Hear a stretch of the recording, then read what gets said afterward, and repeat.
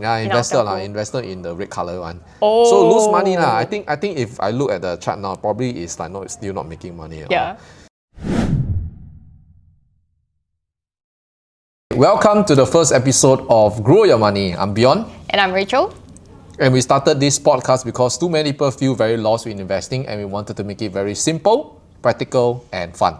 So, Rachel, I think let's do a very, very quick introduction about ourselves first. So, maybe you can share with us a little bit about yourself first. Okay, my name is Rachel, and I've been investing for the last 8 years. And right now, I'm also one of the trainers with Next Level Academy, teaching people how to invest, how to make money using options. All right. So my name is Bjorn. So it's like Beyonce pronounced without the say. So it's Bjorn. I've been investing for more than a decade now, probably 11, 12 years. So similar like Rachel, I'm also with Next Level here, teaching people how to do stocks and options. And previously, I also led similar investing community. So Rachel, I know that at the start, when we start investing, right, we always start from a place that we are familiar with, which is where we are right now, Singapore, right? So, and I think you shared with me that you started with Singapore market first, Singapore stocks, and gradually moved to the US market. Yeah. So what was that turning point? Like, why do you make that switch to look in the US market? Yeah, actually, when I just started investing, right, I only solely look at Singapore stocks because we are always investing in companies that we are familiar with, right? So I was very, very comfortable to start with Singapore because US sounds very, very scary, very unfamiliar markets. So when I started investing in Singapore markets, right, I was mainly listening to some of my friends, what companies they are investing in, reading a lot about the news. And what made me change to US stocks, right, is when one day I actually opened my brokerage account and I realized that one of my stocks has been delisted. And I wasn't even notified. And then I tried to sell the stocks on one of my brokerages, right? And I realized I cannot sell it. The brokerage stopped me from selling it. So in the end, right, as a fresh grad, I lost all of my money there. And I was like so frustrated. I'm thinking, how come this happened? Like, how come I lost all of my money? So that's why I realized I should be looking into US markets because there's much more volume, there's also much more companies that are more stable that I can look at. Yeah. So what about yourself, Bjorn? Well, like you, right, I started with a Singapore stock. I still remember the first company I bought was our Singapore index, the STI ETF. Oh, wow. I mean, that's the easiest, right, when you start investing. And gradually, I started to learn about this thing called REITs, which is in Singapore, we learned that, property, but property is so expensive. What do you do next? Yeah. So that's where I learned about REITs. Okay, for those of you who don't know, it means real estate investment trust. So it's kind of basically a dividend play lah. So I started from there. And then, as a fresh graduate with not a lot of money, right?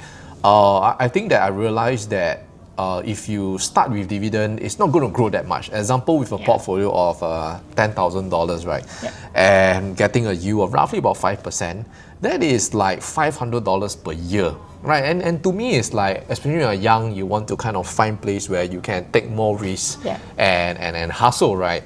So that's why I started to explore into the US market. But of course, with no experience, I didn't know how to do it right. That's where I started to look for people who have been there, done that, and led me to join a community. And that was how I basically got exposed to the US market. Nice. On that side. So Bjorn, I really wanted to ask you, like, how did you get started investing, and what is one painful loss in your whole investment journey? How I get started was, I think it goes back to why did I even invest, right? So, for me, I grew up in a family that was actually pretty comfortable, right? I never had to worry about money and things like that. But there came a point in time where suddenly I realized that my family had some troubles, right? Actually, and I had to. The life that I thought I had, which is with a lot of money all the time, right? That actually kind of disappeared in an instant. And I realized that you cannot just rely on what in China you call this thing called 靠山, which is living on a mountain, right? Yep. That at the end of the day, you have to build something of your own. And I knew that being in Singapore, having one salary was not enough. So I literally, what I did was, being someone that don't know, I just went to Google top passive income ideas. So there was a lot of ideas, There was like, starting a business. There was doing something called affiliates. Sales, I don't know what are all that, but there was something called invest in the stock market. So you always hear it, right? And you heard it from your parents. They say, hey, don't invest in the stock market. It's very, very risky.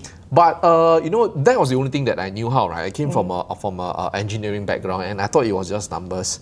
So that was how I started. I think the turnaround for me is after I started, it was slow. I moved to the US market, right? And I started to try things, stocks first, and then options. And I think that turnaround for me was when at the start, when I started, I was making some good money. I thought I was doing okay. I thought, I can see that light at the end of the tunnel. So that thing that turned around was actually back in COVID, right? Surprisingly, where actually there was a time when I made the first big loss in my investing career. So I lost about 10K over there. So that was literally like 4 months of my salary. So it's like, as a fresh graduate, I felt very dejected. But that was the whole reason of why I realized that actually how I was doing it, right, it was not the right way. It was all based on emotions and feelings, like what you said, listening from your friends. So that's where I say that, if I want to do it right, I cannot just keep doing what I'm doing. I have to learn it properly, right? Which then led me to the joining a community that knows how to do it, right? And actually led me to where I am today, because I have fallen to that trap, right, of like going through all that stuff, right? And go through years of trial and error, and it was through that thing that, I mean, it's a blessing in disguise now, that I realized that, okay, at least from there I learned, and then I think now it's much more better now, it's much more stable, and I know how to spot the pitfalls before it actually happened. So I think that, I guess that is very similar, right? Our background in a way, our stories, and that kind of ties back into where we are separately and now we are working together over here. So, Rachel, maybe you can share with the audience here, how did we meet? Like, from our paths so separate, we were different schools, how did we actually meet and then end up now working together? Right? Yeah, actually it was very, very interesting how we met each other. It was actually at this course called Asia Works. So it's a course that at a point of time, I really thought that it was the right time for me to go and attend kind of like a motivational course, because I was like feeling a little bit lost. I think it was right before COVID. Okay, I believe it's 2019 that we met. And my very good friend Mark really introduced me to this course, and he said that I think what you really need in this period of your life, you really need to go and attend it. And I believe it was like a few $1,000s. And back then, I have never ever spent this kind of money to go and attend a 5-day course. And then Mark just told me, hey, Rachel, you just trust me. Just pay the money. If it's not good, right, I will help you out. But I just really trusted him, and I was like, okay, I go and attend this course. And interestingly, we were being placed in different groups, but we connected because this guy, Mark, he actually introduced so many people into this Asia Works course, right? And then we all just ate lunch together, and we're like, hey, how come you attend this class? And then we're like, hey, I was introduced by Mark. Hey, I also introduced by Mark. So it's like, okay, so that's how we met. And after the course itself, we stayed connected with our group of friends who was introduced by Mark. And I think over the years, we really saw each other grow in terms of even in life, even as an investor. So we still talk about investing here and there. And then I also saw Bjorn go through the journey of becoming a better investor, becoming a mentor. So that's how we actually come together and started this. Yeah, so Mark is the guy, just to share with you, Mark was basically the guy that kind of led me to the investing journey as well. And yeah, he's a mutual friend lah. So I was I wouldn't say he didn't con me lah. Okay, he actually he also led me to Asia Works, and I think that was how me and Rachel met. And until today, we kept in touch. We knew that we were both very passionate in investing, right? To help people, and even though at the end of the day we came in contact, even though in different paths, and the timing life always has a way of time, and that's how we came together over here. So that's basically our backstory, right? But I think beyond that, beyond all the things that shape us, our turning points, right, I think ultimately, right, when we started, right, there was this belief, right, we had in investing, like, oh, this is the way to do something. This is a way to make money. A certain belief that we hear from everyone. Like maybe at the start we hear is stock market is risky. That's one belief, right? And we kind of had to unlearn that along the way and realize, hey, actually it's not very risky. For example, right, Rachel? So what do you think about this kind of mindset shifts, right? Yeah, in fact, right, I came from a background that is totally unrelated to investing. You know, I studied hospitality, I studied HR. And for my parents, right, they are very hard workers. You know, they are coming from a hawker background, you know, the mindset is always you save your way to your retirement. And then after that, maybe you rely on your children to provide a retirement life for you and things like that. So for me, mindset-wise, there was a lot of things that I have to overcome in order to really convince myself that, hey, this is not the way that I should be continuing to grow my money. You know, it shouldn't be just saving every single paycheck that I have. But I should be looking at how much I can grow my money. Because how much you can save, right? There's a limit to it because your salary is just maybe that. Like for example, average is about $5,000, right? Maximum you can save maybe $4,000 after all your expenses, everything. But then when you actually invest it, right, there's no limit to how much you can actually earn as well. So I really had to overcome this this challenge and this limiting belief for myself lah. Yeah. So what about you?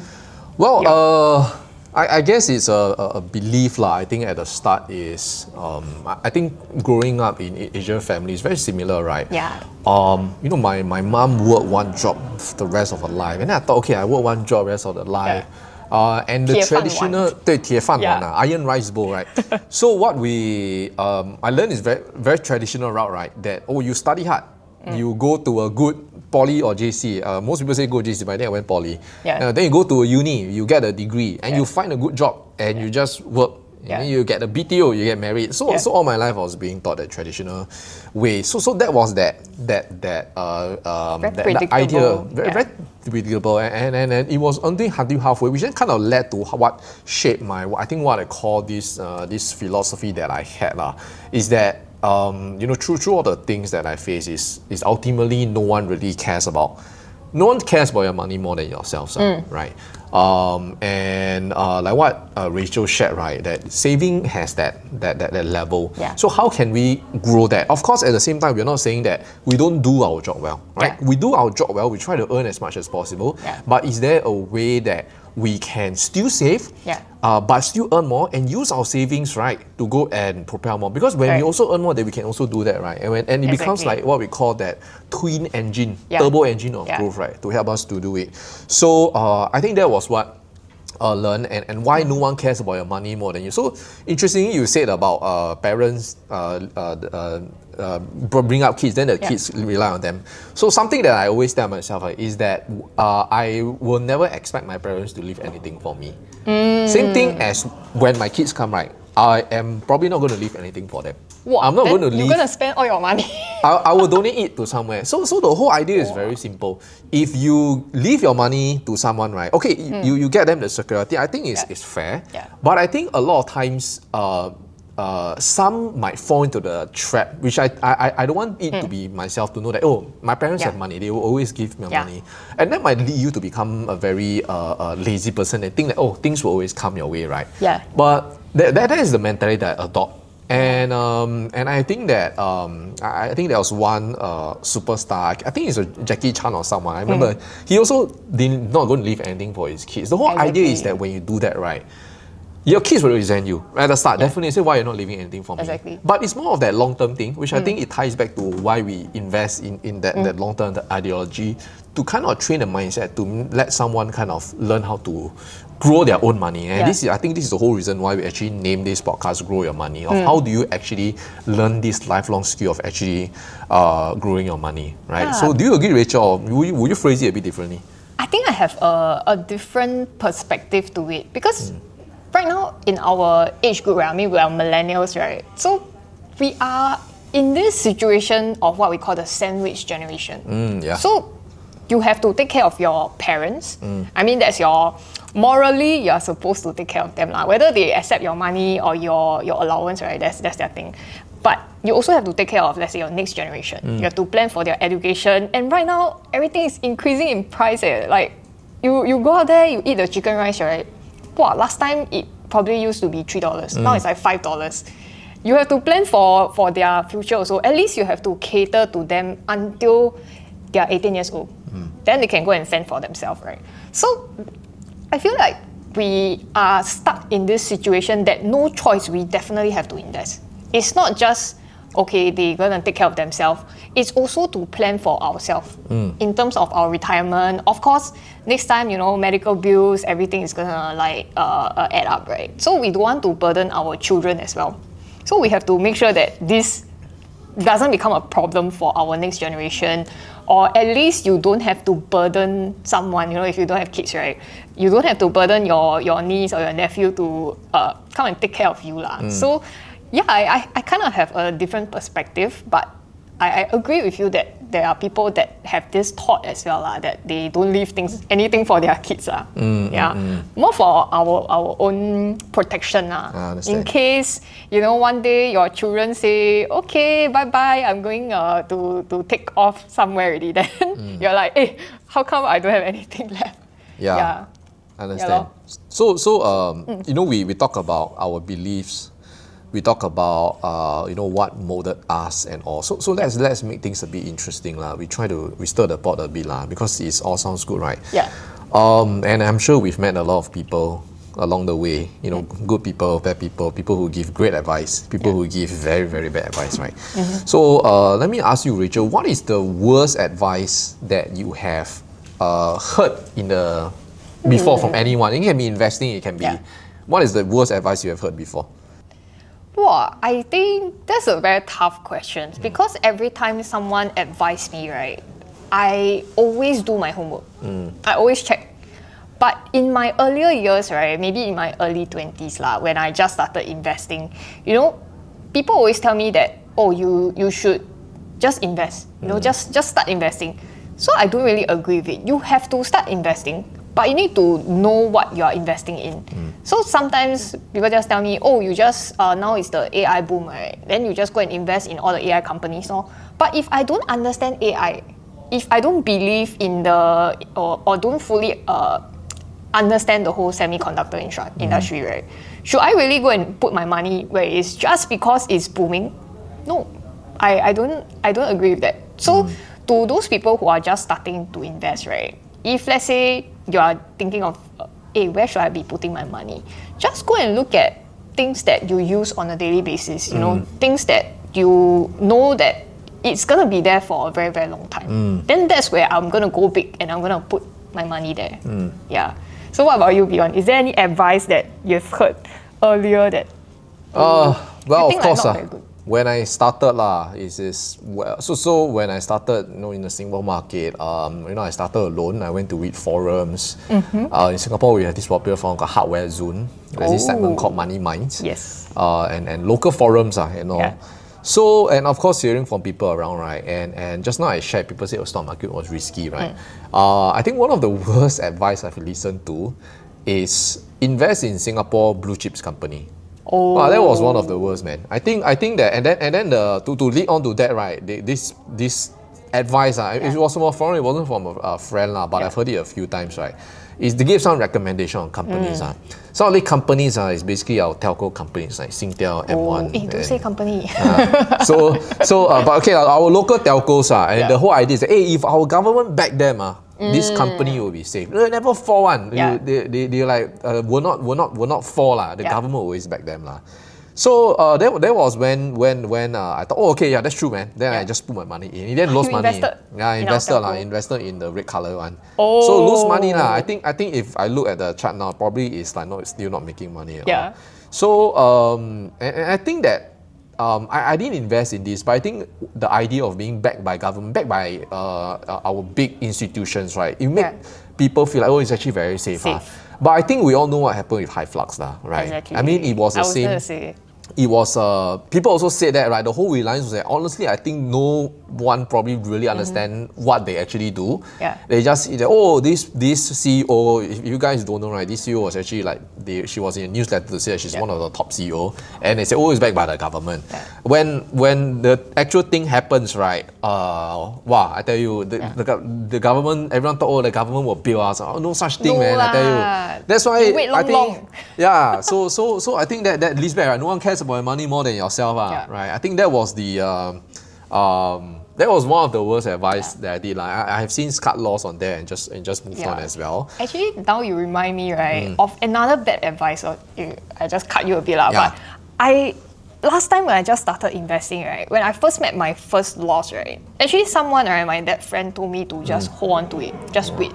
But actually, if it's a bad company, and you hold on to it, you die because you are holding on to a bad company and you are holding on to your losses, and you pray and hope that the company will go back to its original state, which is a very bad advice to me because you don't have to make back your money where you have lost it.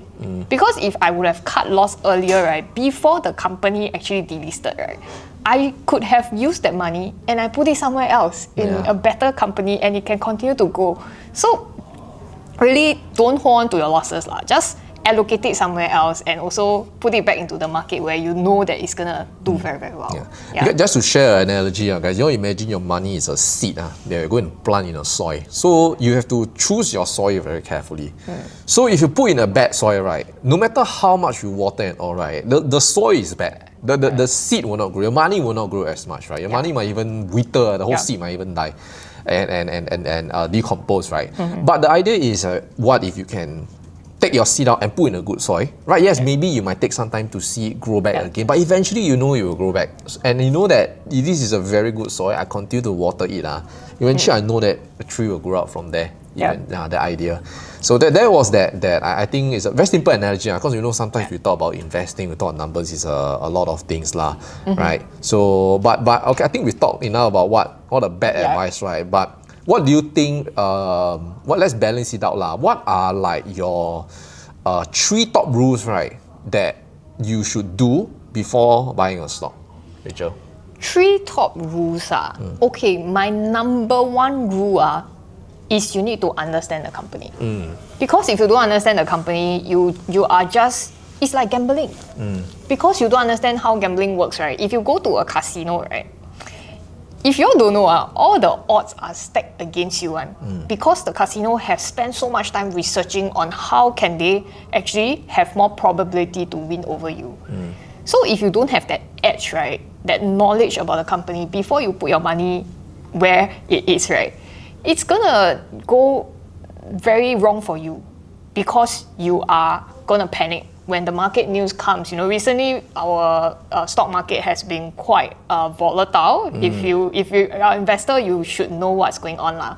So you will always be reacting to market news. You will be trying to listen to what your friends are telling you. Then when the news, right, is being played out, it's usually on the more negative side. They want you to panic and then sell, so that the big institutions they can come in and then soup up the good prices. So that's my number 1 rule. What about you, Bjorn? Well, I think my rule, I wanted you to share 3 rules. I think your rule is very important. I think I can share mine there, then Rachel, you can share if you have other rules. So I think for my side, my number 1 rule, right, is actually understanding your risk tolerance. I think that comes even before investing in companies, knowing how much money to put and anything, right? Because and just to share, your risk tolerance comes from there's a lot of factors that contribute to risk tolerance. For example, our age. For example, what stage of life are we in? Do we have kids? Are we going to pay? Do we want to buy a house soon? A lot of things come into factor. Who do we have to take care of? So, for example, if we are older, we have a family, we have our parents to take care of, right? We might not be able to take as much risk as we want, right? And maybe you're someone that you prefer safer asset. You cannot take a lot of volatility. So that might mean you want to rather put your money into an index straight away, right? So you don't have to think so much. You can grow, but you don't have to think so much. But if maybe you are someone younger, right? You have the cash and you know that, you don't have any big commitments out. You are able to kind of like take more risk. And if you lose, it's okay. I'm young. I still have the time to earn it back, right? So that allows you to invest in slightly risky assets if that suits, but then account to whether can you take the volatility as well lah. So I think that's my number one. And then after that, right, all the other stuff flows in already. When you understand your risk tolerance, you know how to allocate and manage your portfolio to know that, okay, I got this amount, how much do I allocate, right? And all like that. So it all starts from there. I think many people, they get drawn into, I can make this amount of money first. Right, and then that is actually where all the emotions, because if you don't undo your risk tolerance first, right, all the emotions come into play, then that's it. Actually, we always tell our students, no one's portfolio should be exactly the same as you. Because you have your own understanding, you have your own convictions, and you cannot copy someone else's conviction. Like for example, me and Bjorn, we have certain companies that we have very high convictions on, right? Then our students, they will be like, hey, should I also invest? Then I ask them, should you invest or you should ask yourself whether is a company that you also understand, or is it a company that you also have the same conviction as us? You cannot copy us, because when you copy, right, you do not have the same feeling of safety because you never do your research, because you see certain news, then you will start to panic. So yeah, I think everybody's portfolio is different. Everybody's risk tolerance is different. Exactly. So yeah, you have to really decide for yourself. Sometimes our students, they tell me that, my someone who helped me to invest my money, they actually didn't do a good job. Then I ask them, hey, then what should you be doing? Should you be just taking control of your money or do your own risk management? Because if someone manage your risk for you, then it will never be the same as you doing it yourself. Agree. Richard, so this is our first episode, right? But let's, for our listeners now, right? What do you, what can they expect from the next future episodes of Grow Your Money, right? Yeah, exactly. Actually, right, if you guys have any questions regarding investing, please post in the comments below so that you can help us to decide our next episode. But definitely, we would want to do more episodes with more educational stuff in terms of investing, in terms of options. Sometimes we will invite some of our investing friends as well. If they have good insights, we will also get them on as well. Some of our students, they become very, very good, become even our mentors. We will also get them to come share with you guys. So do comment down below what you would want to hear for our next episodes. All right. So, if there was, let's say from our conversation, I think maybe from your side, then I can share mine also. If there was one thing that you shared that you think our listeners should remember from our conversation, right? What should it be?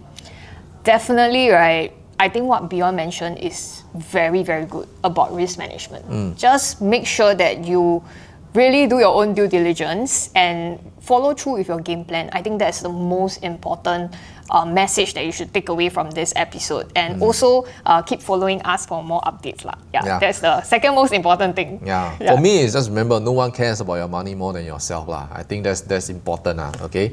So, thanks everyone for tuning. We hope you enjoyed this episode. So if you enjoy this, be sure to subscribe to us. Okay, you can find our links down below in the description box below. And we look forward to also bring you a lot more fun episodes or Grow Your Money and a lot more guests that you can also learn and how they have actually grown their money as well. So, we'll see you in the next episode. Yes, bye.